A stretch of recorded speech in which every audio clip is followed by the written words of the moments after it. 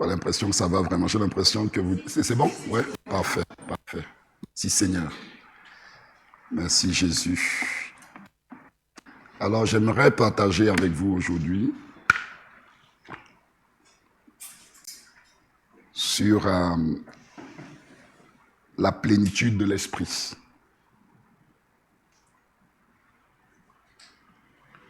Sur la plénitude de l'esprit. Vous savez que la Pentecôte n'est pas loin là. On peut considérer qu'on est encore dans la période de la Pentecôte. On va parler de la plénitude de l'esprit. Alors quand on dit plénitude de l'esprit, qu'est-ce qui vous vient à l'esprit? Il n'y a pas de mauvaise réponse.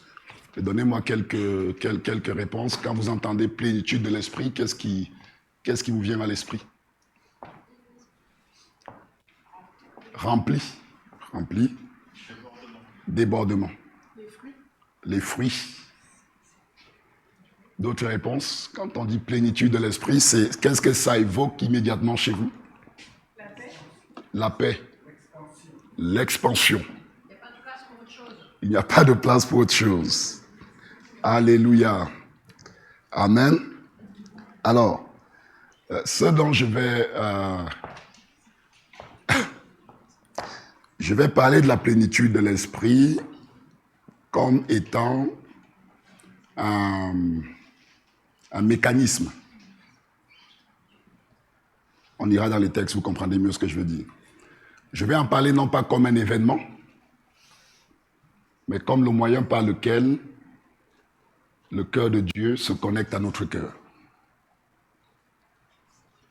Et vous allez voir dans les textes qu'on va prendre que ce mécanisme, il est le même depuis l'Ancien Testament jusqu'à nos jours. Et ensuite, j'expliquerai ce que le jour de la Pentecôte a changé. Qu'est-ce qui a changé ce jour-là? Dans la manière dont Dieu nous parle et dans la manière dont Dieu parle à travers nous. Ensuite, je parlerai de ce que ça implique pour nous. Amen. Voilà. Alors, si le vidéoprojecteur fonctionne, je vais proposer quelques textes qu'on va prendre ensemble. C'est bon? Commençons par Michée. Michée chapitre 3, verset 8.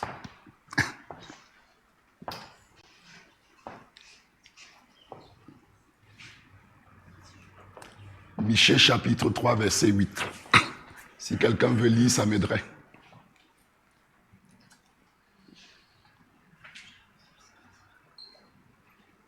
Si quelqu'un veut bien lire, ça m'aiderait. Michée 3, verset 8. Mais moi, je suis rempli de force, de l'esprit de l'Éternel. Je suis rempli de justice et de vigueur, pour faire connaître à Jacob son crime et à Israël son péché. Lorsque Dieu veut parler ou agir, son esprit vient sur quelqu'un, un de ses serviteurs. Et l'esprit de Dieu le pousse, le remplit et communique dans son cœur la pensée qui est dans le cœur de Dieu. Et l'homme ou la femme que l'esprit a saisi devient l'instrument par lequel la pensée de Dieu va être verbalisée.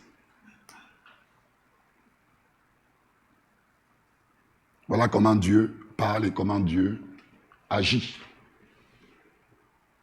Si Dieu veut accomplir une œuvre, il choisit un homme, il choisit une femme. Aussitôt, son esprit le saisit et le remplit. Dans la notion de plénitude, il y a cette idée de débordement. Il y a aussi cette idée de pression. Quand vous remplissez un conteneur jusqu'à sa pleine capacité, ça presse. Ça presse. Voilà pourquoi je parle de la plénitude et on va continuer dans la lecture comme d'un mécanisme par lequel le cœur de Dieu se connecte au cœur de l'homme. La pensée de Dieu se connecte à l'homme et se transfère à travers lui.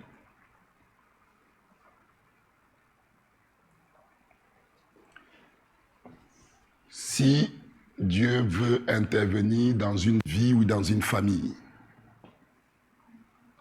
il choisit un homme et une femme et son esprit le remplit. Et cet homme et cette femme deviennent l'instrument, le moyen par lequel la pensée de Dieu va être exprimée et connue. Gardez ça à l'esprit pendant qu'on lit les passages qui vont suivre. Michée, dans ce passage, dit, qui était prophète, « Moi, je suis rempli de force, de l'esprit de l'Éternel, je suis rempli de justice et de vigueur. Dans quel but? Pour faire connaître à Jacob son crime. » Voilà l'impression qu'il y avait dans le cœur de Dieu, que la plénitude de l'esprit a communiqué à son cœur.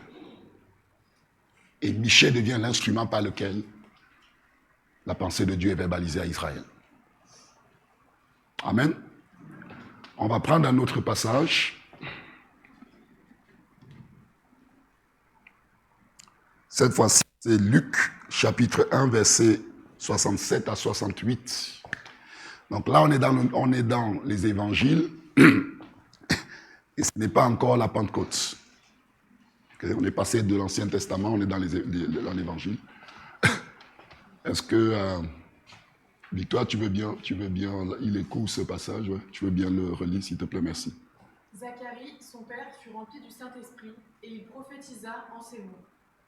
Béni soit le Seigneur, le Dieu d'Israël, de ce qu'il a visité et racheté son peuple. Je peux t'arrêter là. Zacharie, principal sacrificateur, il est écrit qu'il fut rempli du Saint-Esprit et il prophétisa. Si vous faites une recherche dans la Bible, de l'Ancien Testament jusqu'au Nouveau Testament, vous remarquerez qu'à chaque fois qu'il est dit qu'un homme ou une femme est rempli de l'Esprit, il y a deux choses qui s'en suivent. Soit une parole, soit une action. Et c'est d'ailleurs, comment on sait que quelqu'un est rempli de l'Esprit? C'est à travers les actes ou les paroles qu'il prononce. Ouais. C'est comme ça en tout cas dans la Bible, quand on dit qu'il est rempli de l'Esprit, on tend l'oreille pour savoir, et alors? Voilà. Puis tout à coup, il prophétisa. Ce qui signifie que cette expérience de plénitude était un système de transmission.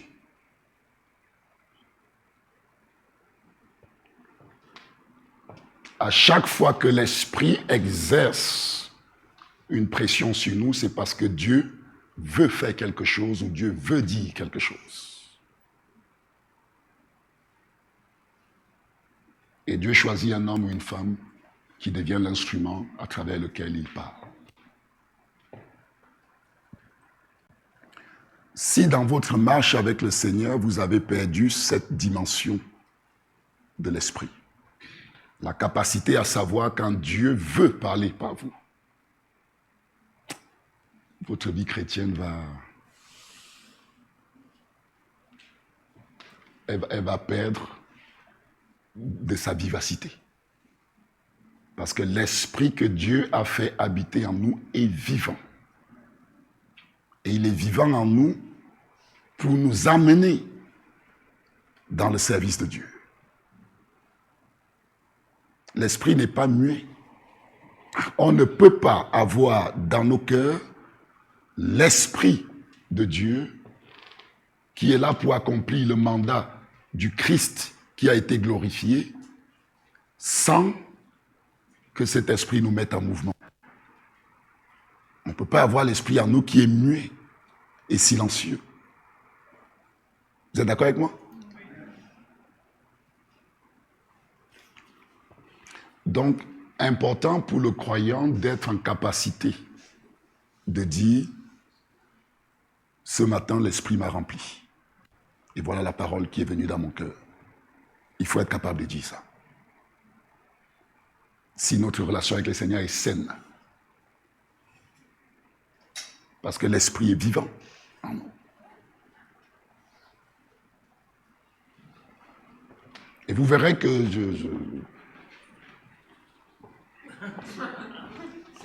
Voilà, je continue parce qu'après Après, je vais plus loin que ce que j'avais prévu dans le temps imparti. Actes chapitre 2, verset 4. Actes chapitre 2, verset 4.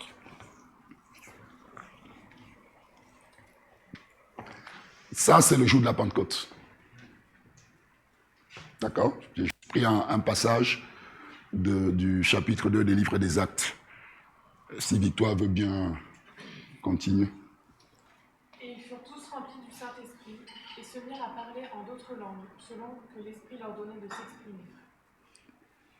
À chaque fois qu'il y a plénitude, la bouche parle, ou alors l'homme qui est rempli se lève pour accomplir quelque chose de la part de Dieu. C'est systématique dans la Bible. Systématique.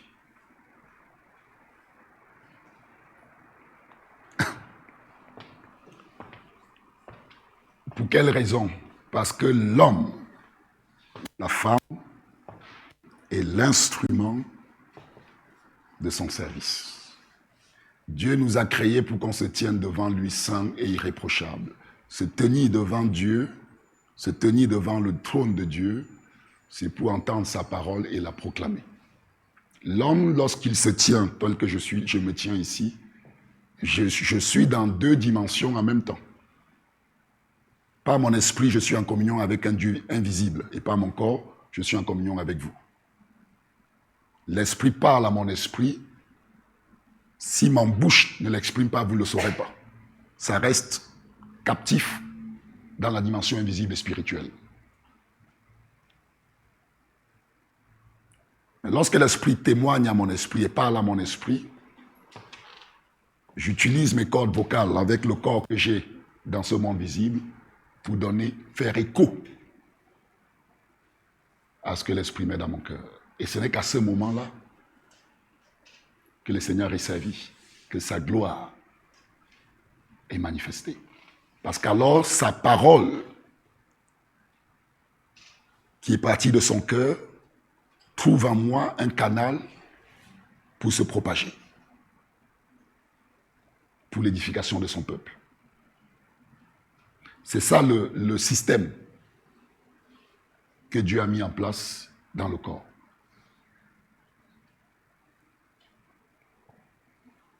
Avec ce qu'on vient de dire, relisez Éphésiens et 1 Corinthiens chapitre 12, vous verrez quand la Bible dit que la manifestation de l'Esprit est donnée à chaque membre du corps pour l'utilité commune.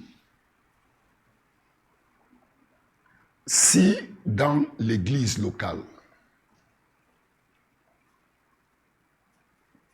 chaque personne ne parle pas sous l'influence de l'Esprit, l'église va perdre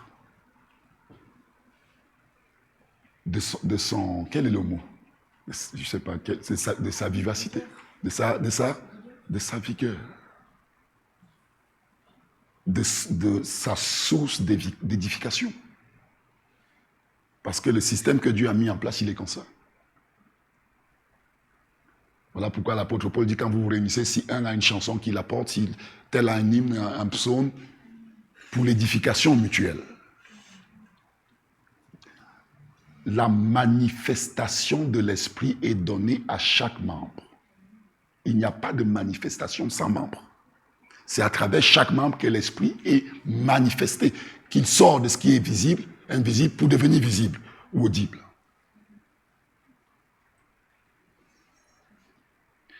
Si on était dans un temps de, je sais pas, de prière ou un moment où on loue, et tout à coup, Chloé se lève, poussée par l'esprit, elle dit quelque chose, et Julia, tout à coup, poussée par l'esprit, elle dit quelque chose, Mams, poussée par l'esprit, elle dit quelque chose.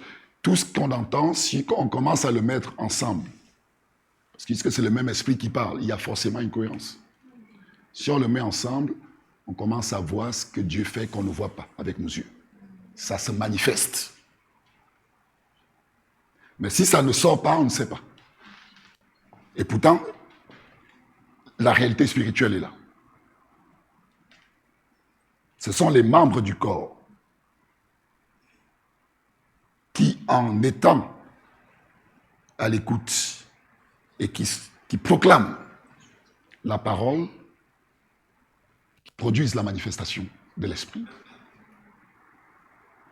à travers des chants, des paroles, des révélations, des exhortations. Ouais. Et là, je ne parle pas de choses, je ne parle pas de choses mystérieuses. Si Laetitia, poussée par l'esprit, s'élève et dit « l'Éternel règne », elle n'a rien dit d'extraordinaire ou de nouveau. Mais parce que poussée par l'esprit, ça devient le véhicule de l'exercice de sa puissance. Parce qu'à ce moment précis, l'esprit l'a rempli. Est-ce que vous êtes avec moi?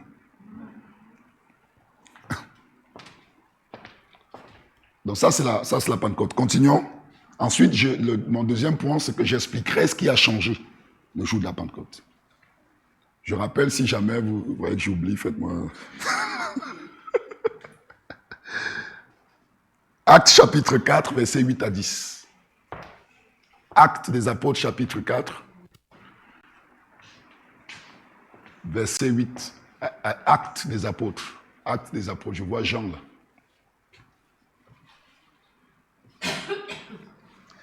Actes des apôtres chapitre 4, verset 8 à 10.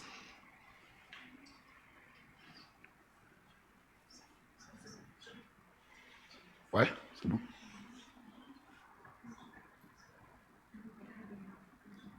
On peut y aller. Tu peux bien. Alors Pierre, rempli du Saint-Esprit, leur dit, chef du peuple et ancien d'Israël. Pierre, rempli du Saint-Esprit, leur dit. Pierre, rempli du Saint-Esprit, leur dit. Et ce que Pierre va leur dire, c'est ce que l'Esprit a communiqué à son cœur, avec une pression. Ouais.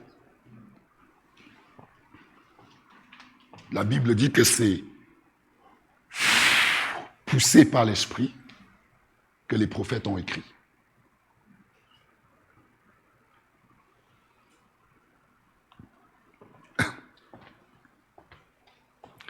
Ce que je dis marche aussi dans l'Écriture. Parce que là, on parle de parole. Il y a aussi la parole écrite. Pour être rempli par l'Esprit, écrit. Ouais. Ce que je suis en train de dire, c'est qu'à chaque fois que vous sentez cette plénitude de l'Esprit, arrêtez-vous. Parce que Dieu est en train de dire quelque chose ou de faire quelque chose.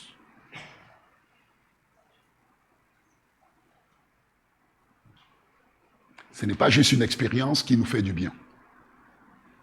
C'est ça que je suis en train de dire.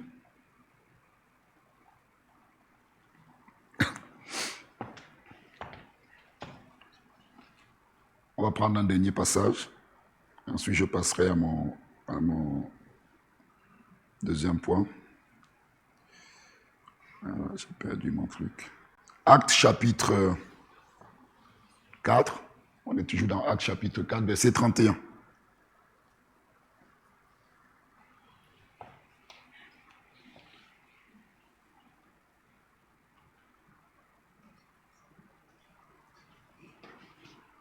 Quand ils eurent prié, le lieu où ils étaient assemblés trembla. Et ils furent tous remplis du Saint-Esprit, et ils annonçaient la parole de Dieu avec assurance. Voilà. Ils furent tous remplis du Saint-Esprit et ils annonçaient la parole avec assurance. Oui, c'est systématique dans le texte.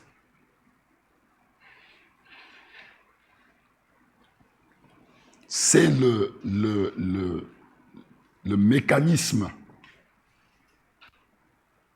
par lequel Dieu permet à ses serviteurs, à ses servants de connecter son cœur à son peuple, au cœur de son peuple.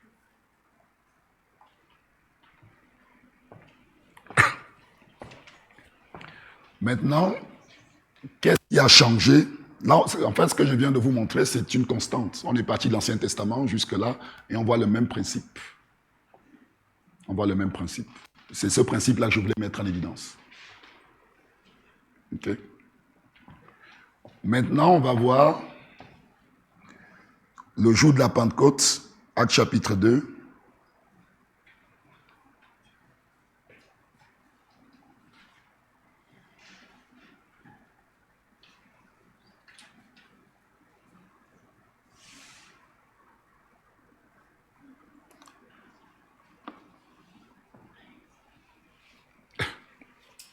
Je vous donne un peu de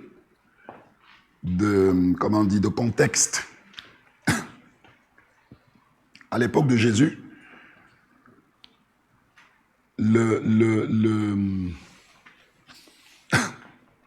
Israël était encore dans le système de sacrificature que Moïse a instauré. Et dans ce système-là, est-ce que vous vous rappelez la raison que Dieu a donnée à Moïse pour laquelle il allait libérer son peuple de la servitude d'Égypte? Il libérait son peuple dans quel but? Pour qu'il le serve. Voilà la raison pour laquelle Dieu a délivré son peuple, pour qu'il le serve. Et la question qu'on pourrait se poser, c'est c'était quoi ce service? Parce que le peuple est sorti d'Égypte et puis ils ont construit leur maison, ils ont vécu leur vie normale. Qu'est-ce que c'est que ce service pour lequel Dieu les a délivrés? Adorés. Vous présentez? Ah, pardon, vous répondiez à ma question, c'est ça? Okay.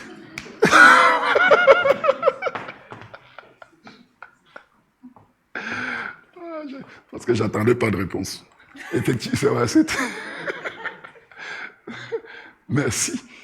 Alors, ce qui symbolise le service, ce qui symbolise la signification du service de Dieu. Écoutez bien. Parce que c'est ça qui va nous amener dans le livre des Actes pour comprendre pourquoi la Pentecôte était un tournant majeur dans l'histoire. Dans l'histoire. OK? Ce qui symbolise le service de Dieu dans l'Ancien Testament, c'est le ministère du principal sacrificateur.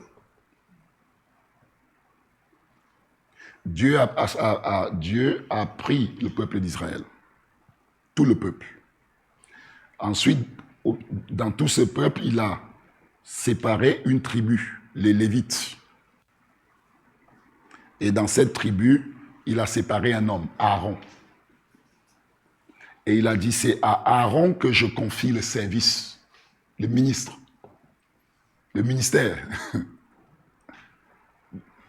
Mon ministère, voilà, à un homme. Sauf que cet homme, à lui seul, représentait tout le peuple. Ce que cet homme faisait, c'est le peuple qui le faisait. Quand cet homme entrait dans le sanctuaire, il entrait au nom du peuple. Quand il sortait du sanctuaire, il sortait au nom du peuple. Aaron est devenu le représentant du peuple dans le service de Dieu. Le peuple a délégué son service à Aaron, on va dire ça comme ça, et aux Lévites. Et quel était ce service?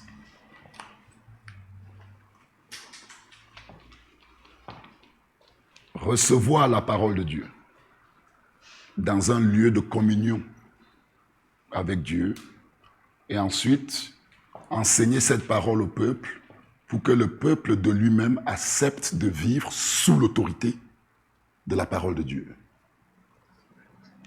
Et quand le peuple vit sous l'autorité de la parole de Dieu, les œuvres du peuple deviennent les œuvres de Dieu. Et c'est en ça que le peuple le sait. Le peuple vit une vie qui accomplit la volonté de Dieu. Et en cela, il sait Dieu. En cela, il sait Dieu. Donc quand il dit « venez me servir », ce que Dieu voulait, c'était un peuple au milieu des nations, que les nations pouvaient observer pour connaître Dieu, pour comprendre la volonté de Dieu, pour comprendre les jugements de Dieu, pour comprendre comment Dieu agit, comment Dieu juge, comment Dieu est, qu'est-ce que Dieu exige. Le peuple était censé devenir l'instrument par lequel Dieu serait exprimé aux nations, en obéissant à sa parole. Et l'homme qui recevait l'onction, celui qui était désigné par Dieu pour recevoir l'onction et pour servir Dieu, c'était le principal sacrificateur. Et ses enfants étaient au bénéfice de son onction. Donc, Aaron servait et ses fils servaient sous son onction. Et le service était limité à cette catégorie-là. Et après, plus tard, aux prophètes, aux rois également, mais restreint. Restreint.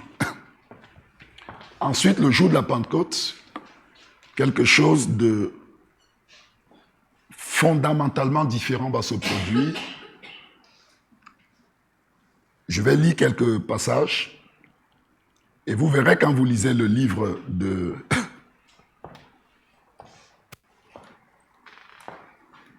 Lorsque vous lisez dans le livre des Actes, lorsque dans le livre des Actes, il est question du don de l'Esprit ou de recevoir l'Esprit, l'accent est mis sur le service.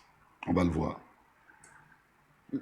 Si vous regardez les épîtres, quand les épîtres parlent du don de l'Esprit, recevoir l'Esprit, l'accent est mis sur le salut et la transformation. Vous savez que c'est Luc qui a écrit le livre des Actes. Et quand vous passez de Luc aux Actes, Jésus dit à ses disciples, ne partez pas jusqu'à ce que vous soyez revêtus de la puissance d'en haut. Okay. Ensuite, il rentre dans le livre des Actes. Maintenant, faites attention quand vous lisez dans le livre des Actes, surtout lorsque les gens sont remplis de l'Esprit, vous verrez que Luc prend toujours le soin de dire tous furent remplis. Tous. Et vous allez voir pourquoi. Parce que c'était nouveau. C'était un changement majeur par rapport à ce que Moïse avait mis en place. Ok? Regardons quelques passages rapidement. Je ferai la lecture. Il y a quelques... Actes chapitre 2.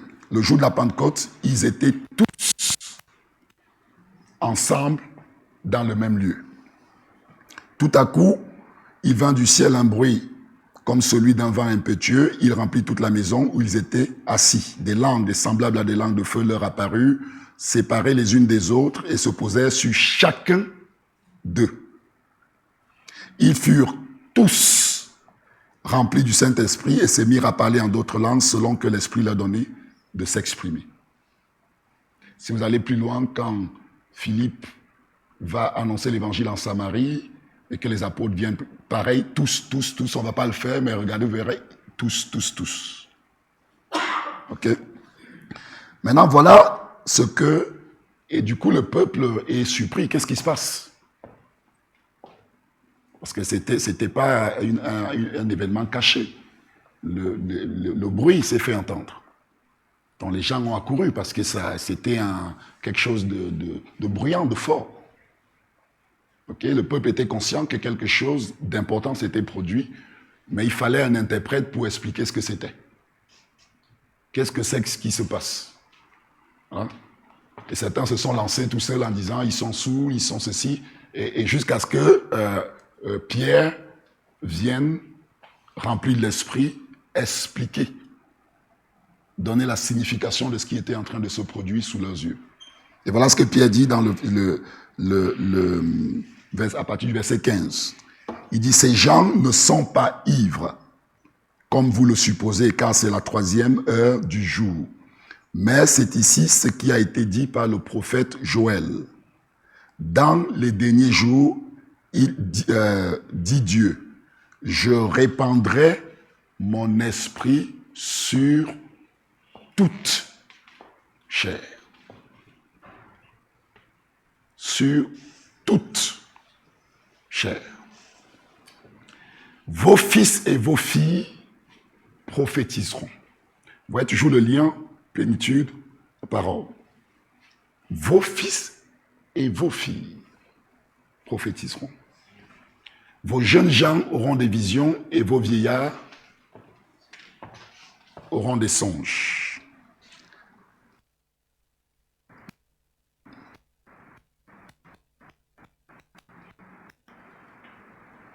On peut rester là. Je vais prendre d'autres passages, mais on peut s'arrêter là. Après, je vais vous montrer quelque chose qui s'est produit dans la suite des temps après la Pentecôte, qui deux fois passe inaperçu, mais qui montre l'ampleur de ce qui s'est passé ici. D'accord? À partir de ce moment, Jésus, Hébreux chapitre 8, verset 1, est entré dans le ciel en tant que souverain sacrificateur. Et de la même façon que lorsque Aaron entrait dans le sanctuaire, tout Israël entrait dans le sanctuaire, la Bible dit que Dieu nous a fait asseoir avec lui dans les lieux célestes. Et Hébreu nous dit qu'il s'est assis à la droite de la majesté divine comme principal sacrificateur. Il a changé la nature du ministère pour l'amener à ce qui était la pensée éternelle de Dieu. C'est que tout son peuple soit qualifié pour parler pour lui et pas juste quelques personnes sélectionnées. En entrant dans le sanctuaire céleste, de même que le sacrificateur entrait dans le sanctuaire terrestre, Jésus a inauguré une nouvelle façon de servir Dieu, dans laquelle chaque personne qui a cru en Christ devient légitime pour que l'Esprit descende sur lui. Voilà pourquoi l'Esprit est descendu sur tous. C'était quelque chose de nouveau. Tellement nouveau que lorsque Philippe a été prêché en Samarie et que les gens se sont convertis, il n'a pas osé prier pour que l'Esprit descende sur eux. Il a demandé à ce que les apôtres viennent. Parce que ce n'était pas une petite affaire. C'était déjà pas une petite affaire que des gens qui n'étaient pas consacrés lévites, tout à coup deviennent des représentants du Christ, de Dieu. Et là, il y avait en plus des Samaritains qui seraient qualifiés pour parler pour Dieu. C'est un scandale. Il fallait que les apôtres viennent eux-mêmes pour que tout le monde puisse accepter que c'était une réalité. Lorsque Paul Pierre a été chez Corneille, la Bible dit qu'il a pris avec lui quelques autres anciens, des témoins, pour dire c'est Dieu. Et d'ailleurs, quand il revient auprès des autres apôtres, ils n'ont pas apprécié. Qu'est-ce que tu as été fait? Qu'est-ce qu'on entend dire?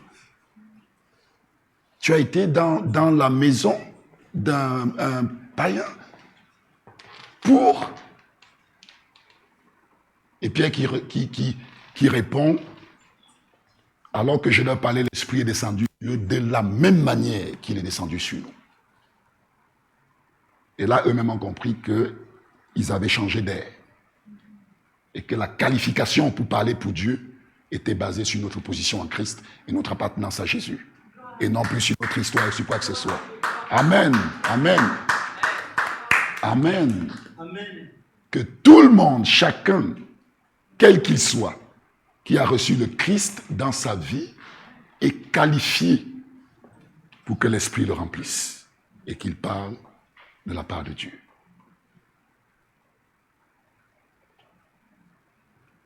Est-ce que c'est une petite chose? Julie a compris, et puis vous êtes là, vous faites comme si... Ce n'est pas une petite affaire. Ce n'est pas une petite affaire. Amen. Et pour... Je vais finir, je vais conclure. Qu'est-ce que ça change pour nous? Qu'est-ce que ça signifie pour nous? Ce que ça signifie pour nous, c'est que Dieu nous a choisis comme les instruments, comme ses porte-paroles. Dieu nous a choisis et nous a qualifiés lui-même pour qu'on parle de sa part. Celui qui se disqualifie, qui dit « moi je ne suis pas qualifié, moi je ne peux pas, moi je ne suis pas assez spirituel », celui-là manifeste de l'incrédulité. Ça veut dire qu'il ne croit pas en ce que Dieu dit. Il n'a pas confiance en ce que le Christ a accompli. Il ne croit pas que c'est suffisant. Il pense qu'il faut une autre qualification ou quelque chose d'autre. Nous avons reçu la légitimité pour parler de la part de Dieu. Ça ne veut pas dire que tout ce qu'on dit vient de Dieu. Mais ça veut dire qu'il faut qu'on soit capable de discerner quand l'Esprit nous pousse. Et je vous garantis, c'est puissant. Quand l'Esprit nous pousse, de savoir que Dieu veut parler. Il a choisi ma bouche pour le faire. Je parle de la part de Dieu. Amen.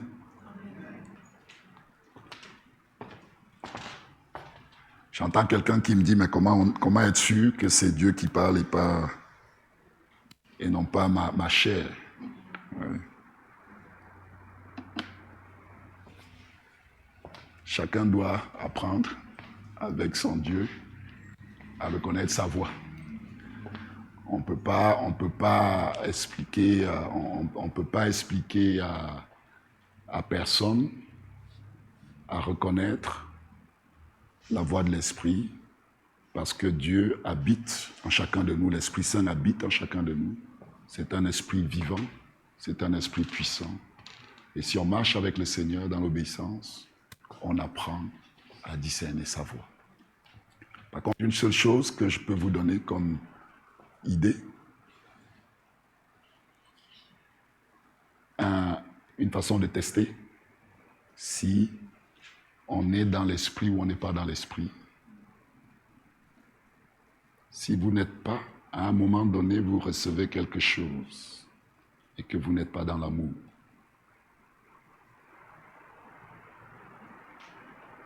Si ce que je m'apprête à dire ou je pense avoir reçu de Dieu ne découle pas d'un cœur qui est disposé dans l'amour de Dieu et de l'amour du prochain. Si je le fais par blessure, par envie de ceci ou cela, et que je ne suis pas dans l'amour. Aussitôt qu'on n'est pas dans l'amour, il vaut mieux s'arrêter, disposer son cœur, et voir si ce qu'on a entendu reste la même chose ou pas. Dans l'amour. Dans l'humilité. Quelle est ma motivation quand je parle? Je m'arrête là. Il y a beaucoup d'autres choses à dire, mais je vous invite, si vous voulez bien, à vous lever.